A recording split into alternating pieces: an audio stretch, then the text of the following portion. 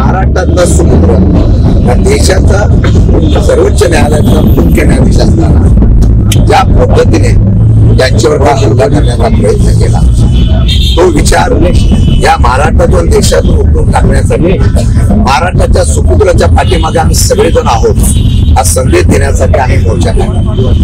खरं म्हणतात तर आम्ही पोलिसांना विनंती केली, आम्ही 4 लोक जातो, चालत जातो, कुठली घोषणा कुठेही आमचे फलक बिलक सगळे जप्त केलं, आम्ही कुठेही अशा प्रकारचं आव्हान करणार नाही आणि अशी त्यांना आम्ही ग्वाही दिली होती। परंतु त्यांनी सांगितलं की तुम्हाला जाता येणार नाही।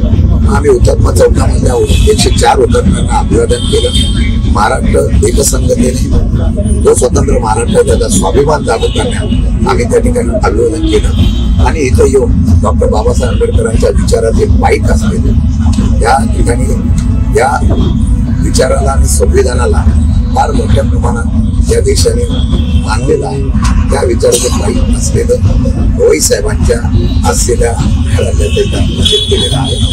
पुढची लढाई ही आता अनुवाद आणि सनातन विचाराच्या विरोधामध्ये लढण्याची स्फूर्ती द्यावी असं आम्हाला पोलिसांनी अडवलं। त्यांनी विनंती केली, त्यांचा आम्ही मान ठेवला आणि इथे येऊन आम्ही अभिवादन केलेलं, आम्ही काळा टिकी लावलेला आहे। तरी मला वाटतं की आज हा संदेश हा देशामध्ये राज्यामध्ये गेला तर कुठेतरी हुकुमशाही आणि